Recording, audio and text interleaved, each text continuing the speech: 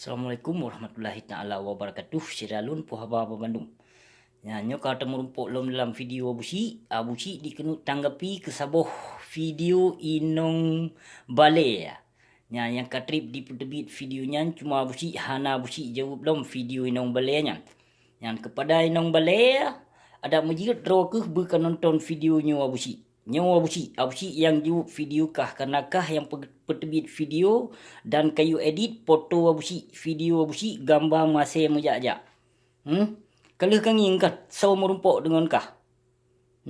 Kalau kang ingkat saw merumpok dengan kah? Rupaji kah inong bale salah sidro anggota caleg cit. Ternyata lako draw ke meninggal dalam perang, menan meninggal lako ke menan damai MOU kah kecalon draw ke anggota caleg dalam PA. Kayo. Jadi hana mecih abusi tanggapi video draw ke. Karena urung merumpok dengan draw ke kan. Jadi lain uro baik coba-coba dengan abusi. Katupu abusi nakru sinan dia ceh kan. Baik sampul lagi yang mengaku draw anak buah seholo. Anak buah seholo leh tebit video ke abusi 3 minggu han dijit tebit ulua. Bahkan hawar kok payah dia jak bloba anak min. Jadi draw ke sebagai inong bale, sebagai cupolon yang sangat lun gasih, tapi drone salah bak tanggapi video abusi. Yang salah bak tanggapi video abusi, drone nutupu sapu hana pat asal usul di hana nutupu.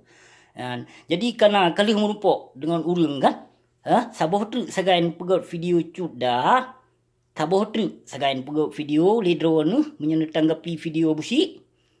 Baik pesalah abusi. Nyawa abusi pegah apa. Jadi baik coba-coba dengan abusi nyo hana main ancam. Kalian merumpok, so merumpok kan? Kan nutu so kan? So yang merumpok dengan draw. Jadi nyo yang boleh abusi pesampo bak draw nu hai cedera mutuah, hai cut kak lon, hana lun tu so nan draw nu. Jadi baik coba-coba untuk tanggapi video abusi. Terima kasih beri detat kak mutuah. Semoga videonya bu nonton li draw nu. Jadi lain uro baik ke niat jawab video lun nyo hana nutupat asal usul di baik sagai-sagai nijak jawab video lun. Nah urung merumpok. Kalian merumpok kan dengan urungnya. Saboh tu sagai drone pegot video untuk niat ngejek abusi, maka na urung merumpok dengan drone. Terima kasih beri detat cut kak mutuah. Wabillahi taufik wal hidayah. Wassalamualaikum warahmatullahi taala wabarakatuh.